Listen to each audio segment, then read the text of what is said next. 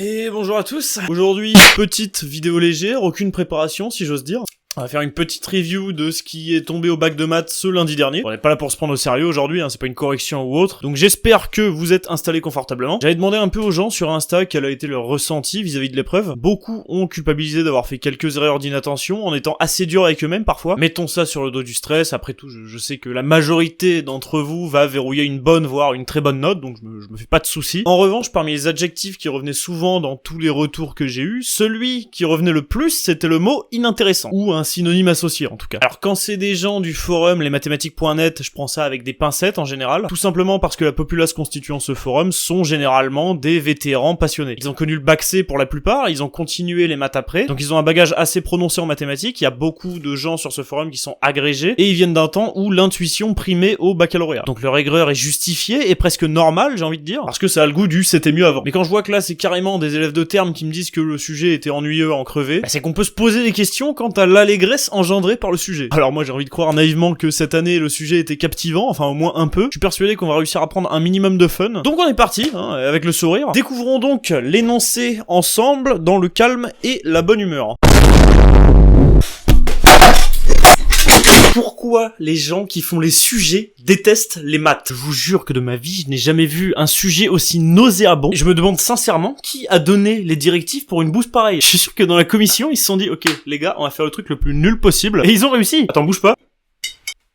Allez, reprenons tranquillement, j'en ai pété ma chaise, sérieux. Attends, regarde l'accoudoir, il est encore moins stable que l'état mental d'une tiktokeuse. Alors, le sujet commence par un exo de proba, grand classique, on étudie les pièces défectueuses dans une usine, c'est furieusement intéressant, non. Et la première raison d'être effaré, c'est la suggestion, pour répondre aux questions 1 à 3, on pourra s'aider de l'arbre proposé ci-contre. Sauf que, on vous donne absolument pas des probas conditionnels. J'insiste, 2 des probas sur 3 vont absolument pas sur l'arbre. Si on vous avait donné des probas conditionnels, là, l'arbre aurait eu du sens. Mais sinon, c'est un choix débile ici. Le plus adapté, c'est de faire un tableau à double entrée, comme ce que vous faisiez en seconde, je sais pas si vous vous rappelez. Pour le remplir, ça prend littéralement 30 secondes, la main dans le slip. Y a aucune confusion possible, et vous vous retrouvez avec 3 points, dès la première minute de l'examen, en fait. Parce que dans le sujet, il y a écrit aucune justification n'est demandée. Mais est-ce que vous vous rendez compte de l'absurdité de la chose? On fait des maths sans rien justifier. Vous voulez qu'on commette un attentat, sérieusement? Un mec qui coche au hasard est donc légitime d'avoir des points, je sais pas si vous vous rendez compte. Donc bref, je sais pas si le concepteur est un pervers notoire, mais s'il a fait exprès de mettre une fausse indication avec l'arbre qui n'apporte rien, ce n'est pas sympa. Parce que figurez-vous qu'il y en a qui sont tombés dans le piège de l'arbre, et qui ont passé jusqu'à 1h30 sur cet exo parce qu'ils avaient des absurdités numériques. Tout ça parce que le stress a fait que, ils ont mal lu certaines choses, ils ont pris une intersection pour une conditionnelle, et effectivement, l'arbre suggérait peut-être que, et ensuite le sujet te conforte dans l'étourderie, etc. C'est une chaîne sans fin. Question 4, ensuite, avec une loi binomiale, toujours aucune justification, on se demande pourquoi on embauche des profs de maths finalement. La question se règle en 10 secondes avec le menu stat de la Casio, il aurait été génial pédagogiquement de faire une subtilité en forçant les élèves à regarder la proba du complémentaire, mais visiblement c'était pas dans leur plan, genre commencer directement avec un paramètre n inconnu et calculer p de x supérieur à 2 en fonction de n, en disant voilà c'est 1 moins la proba du complémentaire qui se produit quand x égale 0 ou x égale 1, et là on aurait vu qui a un minimum d'intuition. Parce qu'appuyer sur les touches de sa Casio, mesdames et messieurs, ne dénote certainement pas des aptitudes logiques prodigieuses. Question 5 aurait pu être intéressante s'il avait été posé un peu différemment, comme toutes les autres finalement. On aurait potentiellement eu une jolie inégalité à poser qui obligeait de faire tomber la puissance avec du log. Là, en tâtonnant avec la calculatrice, vous voyez qu'avec n égale 10, ça commençait à bien marcher. Et c'est terminé une fois de plus en 30 secondes, la paluche dans le calbar. Alors c'est honteux, ce qui vient de se passer, on vient de faire l'exo de proba en 2 minutes, qui est censé être fait en 1 heure, parce qu'évidemment ça vaut un quart des points du sujet. Et l'absence de justification qui est tolérée, ça me rend complètement maboule, je deviens complètement zinzin là. Et il y a plein de résultats du programme de maths de terminale qu'on aurait pu mettre dans un exo classique et qui sont absolument pas illustrés ici, genre indépendance d'événements, discuter l'espérance d'une binomiale, discuter de la variance éventuellement, et puis merde même,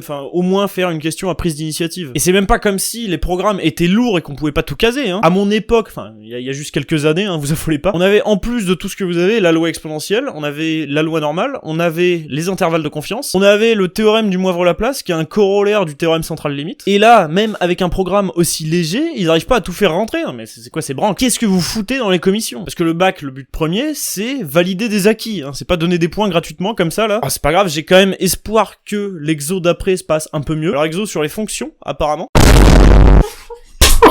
Alors attention, tenez-vous bien, ils ont osé mettre une fonction à dériver qui n'est ni un produit, ni un quotient, ni une composée exponentielle ou logarithme. Mais regardez. Waouh, la fonction x carré moins 8 ln de x, chauffez pas trop notre cerveau les gars. Ils admettent en plus que la fonction est dérivable, alors que le justifier c'est seulement dire voilà dérivable en tant que différence de deux fonctions dérivables. Vous pensez vrai? Non mais tous les lycéens peuvent faire ça. Ils donnent l'astuce pour la seule limite un peu délicate, celle de la question 2, et le pompon, l'ultime affront, ils osent admettre la factorisation par x carré, au cas où les étudiants sauraient pas la faire. Et vous prenez les gens pour des demeurés ou c'est comment? Alors question 4, classique tableau de variation, rien à dire étant donné la pauvreté de la fonction donnée, on complète avec les questions précédentes. Question 5 et 6, c'est du théorème des valeurs intermédiaires, pourquoi pas, quoique ils auraient pu concaténer ça en une seule question. Et la question 7 est sympa et cohérente avec ce qui précède, ça fait poser et chercher une inégalité sympa, voilà. Alors enfin, qui aurait pu être sympa s'ils avaient donné un contexte à l'exercice? Parce que là on vous balance cette saloperie, on vous force à étudier, mais on sait jamais... Aucune idée. Qu'est-ce que décrit cette fonction? Parce que sans contexte, fatalement, aucune question d'interprétation qui mène à la logique du candidat. Ce serait dommage de se rapprocher d'un truc concret, après tout. C'est vrai que les maths sont pas assez abstraites pour la plupart de la population, déjà. Et puis aussi, où sont les questions sur la convexité? Où sont les questions sur les tangentes? Où sont les prises d'initiative, finalement? Ouais, non mais c'est dur, ils auraient pas eu le temps, tu comprends? Poto, c'est pas avec une dérivée niveau première STMG qu'ils vont transpirer pour arriver jusqu'au bout, Arrêtez de vous foutre des élèves, sérieusement. Depuis le début, là, les deux exos nous ont craché à la gueule, Et on a aimé ça. Bref, cet exo tombera aux oubliettes de l'ennui, comme le premier. Voyons le troisième, ne soyons pas mauvaise langue. Alors, exo sur les suites, en 3 parties. Un exo concernant les FAQ sur un site internet. Mais contre toute attente, c'est un bon exo. Le contexte est pas mal, l'exo est bien linéaire, bien expliqué, il couvre la plupart du programme. On a une petite récurrence mignonne, même. La partie B sort un peu l'élève de sa zone de confort. Il y a même un programme et une conclusion sympa. Non, l'exo est bien construit, je remercie le rédacteur, pas grand chose à signaler finalement. Alors, on regrettera juste l'absence de questions de convergence. Quand bien même l'intérêt est moindre ici, il aurait été sympa de voir l'argument, voilà, la suite est croissante et majorée, du coup elle converge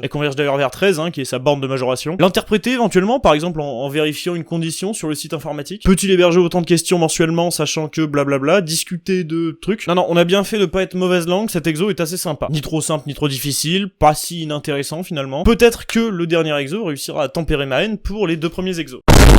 Mais pourquoi vous faites ça? Pourquoi? Alors attendez, regardez. Ah waouh, exo de merde sur un cube, haha. Hormis la 3 et la 5B qui demandent de réfléchir un peu, le reste c'est soit de la lecture de dessin, soit connaître ses définitions.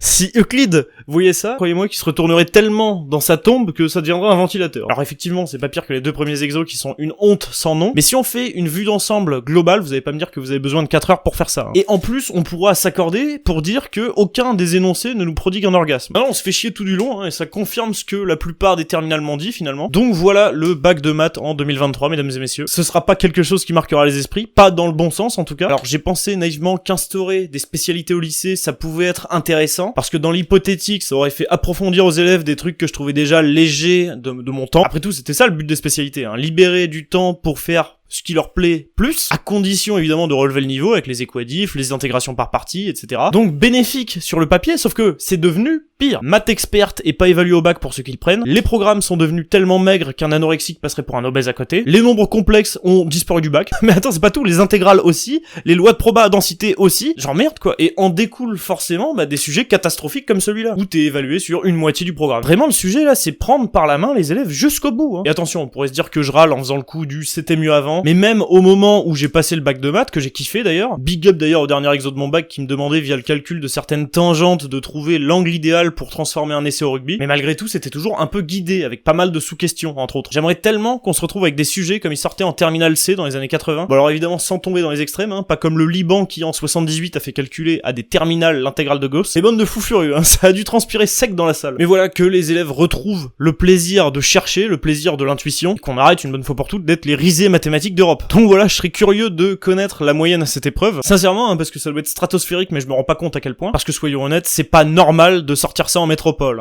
Les profs vous diront la même chose. Prenez exemple sur les bacs centres étrangers, bon sang, qui sont déjà plus délicats et plus intéressants que ça. Et là, vous donnerez l'illusion, au moins, que vous voulez vraiment tester les élèves. Et pas gonfler le pourcentage de réussite au bac. Rien que l'épreuve métropole numéro 2, qui a été passée par les spé maths physique, était déjà plus ardue que la métropole 1. Genre de mémoire, il y avait une équation de tangente, il y avait un peu plus de réflexion. Mais arrêtez les QCM sans sans justification, ça n'a aucun sens. On fait des maths, on doit être rigoureux, on doit justifier ce qu'on avance, c'est la base même de la logique. J'ai discuté d'ailleurs de ça avec une abonnée, salut Sophie, qui passait justement ses épreuves en centre étranger, et elle trouvait ça déplorable d'à quel point il y avait un écart colossal de niveau entre la métropole et les centres étrangers. Et donc fatalement, un 20 en métropole, il vaut 10 fois moins qu'un 20 en centre étranger, tu vois ce que je veux dire ou pas? Mais la subtilité, c'est que Parcoursup s'en fout complètement de ça. Donc raison de plus d'homogénéiser tout ça et de remettre un petit peu de challenge en métropole. On a vu que vous étiez capable de mettre quelques questions, donc pitié, en 2024, soyez à la hauteur, il y aura la même vidéo. Maintenant que vous savez que l'épreuve de maths était une simagrée, vous pouvez râler autant que moi. On essaye de se retrouver assez vite pour des choses sympathiques tous ensemble, là, qu'on prenne un peu de fun. Si vous êtes en prépa et que vous êtes encore en train de regarder cette vidéo, c'est très mal, vous avez des concours à réviser, allez faire une annale mine-pont s'il vous plaît. Je vous fais des bisous, je vous aime fort et à bientôt pour une prochaine vidéo. Salut tout le monde.